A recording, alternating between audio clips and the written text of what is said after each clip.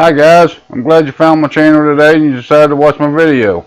Today we're going to be looking at a $550 pre-built computer system.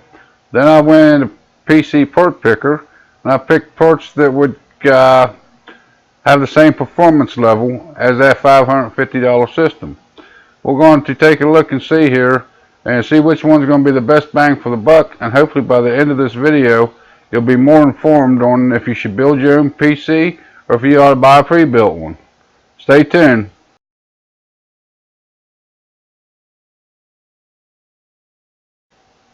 Alright guys, it's David. I'm back again. Imagine that, huh? Hey, like I said before in my intro, we're going to be looking at a system, a pre-built system for $549.99. Then I went into PC part picker and I picked parts that was going to be comparable to them. And we're going to see which one's going to be the best bang for the buck.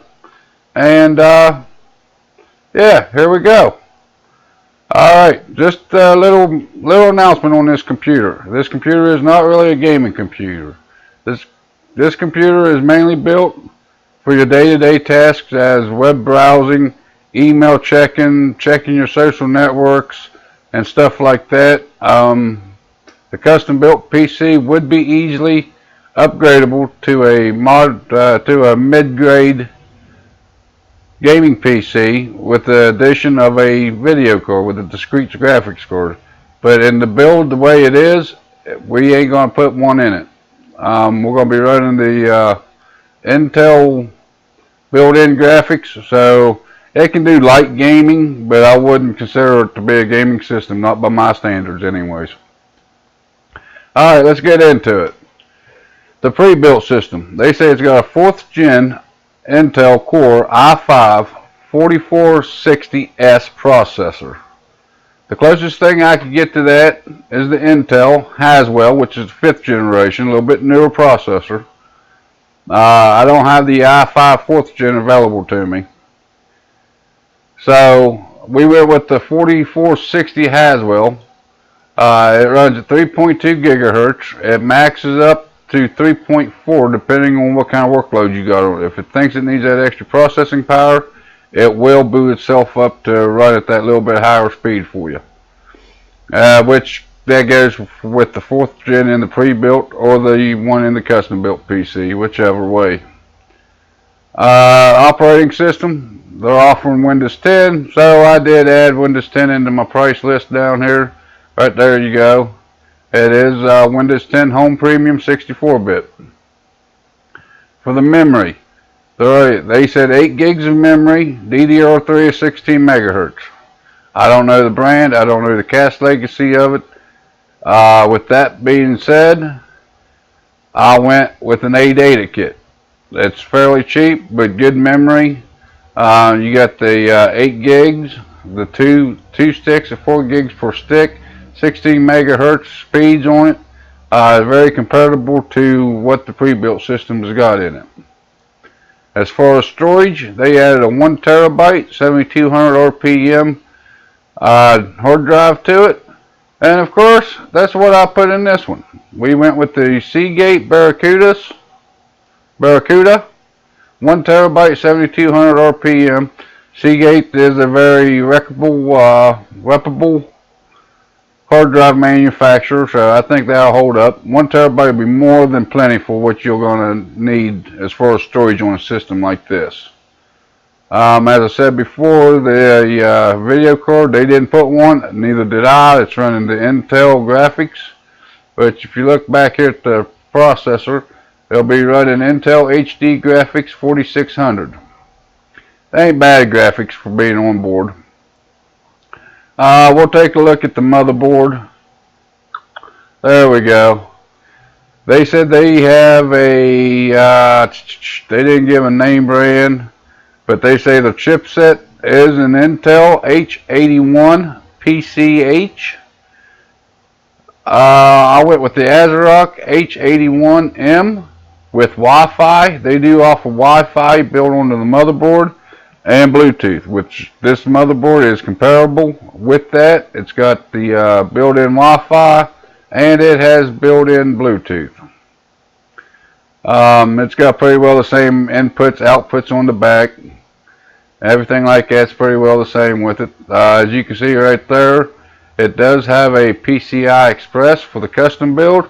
That way if you want to upgrade to a graphics card later on, you do have that option with this motherboard. Okay, we covered the motherboard, the ports. Okay, now the case. This is where it's going to vary a little bit. Where it's going to vary is the size of the case. The pre-built system's got a little bit smaller cases. Its dimension is 10.5 inches by 4 inches by 15 inches. The case that I picked out is 16.25 inches by 7.25 inches by 19 inches. So it is a little bit bigger case. If you have a restriction on your room around your desk for a PC, maybe you'd want to find another case to go along with this. As far as the front ports of it, it is comparable with what they're offering. The name brand of this case I'm not too familiar with, but it's a cheap case. I mean, it does the job and it keeps us within budget of that $549 price range. Next on the list, they got an integrated 8-in-1 card reader. I can't find an 8-in-1 card reader, but you can pick up this Roswell 74-in-1 card reader. It reads 74 different types of cards, where the one in the pre-built system will only read 8 different kinds of cards. To me, that's a pretty big upscale compared to what you get with the pre-built system. They do add a wired keyboard, so I added a wired keyboard. I just went with the cheapest thing that I could find. You get it on Amazon for about $6, I think it was, something like that. Let's see here. Yeah, $5.99 on Amazon for the keyboard. The mouse, I did the same thing. I just went with the cheap old mouse because that's about what they're going to be giving you. It's just a cheap old mouse. So it's wired, there's nothing special about it. It is about what they would give you. Their power supply, they give you a 220 watt power supply. Okay, our power supply is a lot better than that. I went with the 430 watt EVGA. 80 plus certified, which means it's going to have a little bit better components to it. It's going to be less likely to go out on you than what that old cheap 220 they put in their cases is, because they just slap the cheapest power supply they can find laying around into the case. They don't take into consideration the 80 plus certification or anything like that. And back to upgrading to a video card later on down the road, with this power supply, it can handle a mid-grade discrete graphics card. So where that 220 watts that they supply you with, I wouldn't even like running the system on that 220 watt power supply, let alone putting a discrete graphics card in with it. Well, with the pre-built, you'll have the headroom to put in that discrete graphics card and not have to change out your power supply. Now, the part you all been waiting on. The pre-built system's $549. But the parts I've selected today, it'd be $522.46 out of pocket. There is a $25 within mail-in rebates where you can get $25 back, which drops the price of the unit down to 545 cents. That's about $50 savings or thereabouts, close to it. Alright, now it comes down to, should you build your computer or should you buy a pre-built? That pretty well depends on you. I wish I could answer that question, but I don't want to take that responsibility. Building your system, as you can tell, you can get just as good a system for about $50 less at this price point by building your own system. But still, yet you have to take into consideration, you got to learn how to build it. You got to make sure everything's plugged in properly where it should be for you can get the best performance out of it. The pre-built, it does offer a 1-year warranty on it. To where if anything goes wrong, you contact them, they should stand behind it. With the pre-built system, or with the custom built system, you are the manufacturer.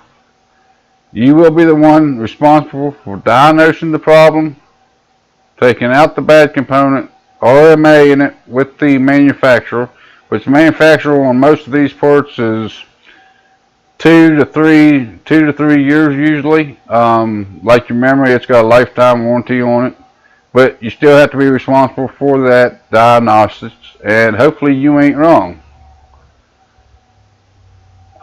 So should you build or should you buy? That's going to completely depend upon you, but I am more or less, I'm putting this video out to show you that you can save money even on the cheaper systems by building it. It does save you money. Building your own system, I believe, is a good way to go. That way, when you are ready to upgrade to a new discrete graphics card or something, you know, you can do it without no problem. You don't have to pay somebody like me to put it in for you. As far as paying a custom builder to build you a system in this price range, it ain't really worth it. You're looking at $50 savings, depending on your area. I charge $100 to build a system, so that puts you up to $600, where their system's $549. So I couldn't really recommend paying somebody else to build it for you at this price point.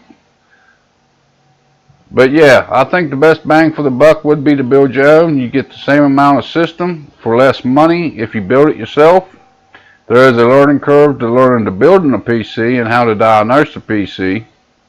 Of course, you got Google. Any problem you run into, you can Google it and pretty well find you a solution to it. Yeah, but I think I'm going to wrap it up on this one, guys.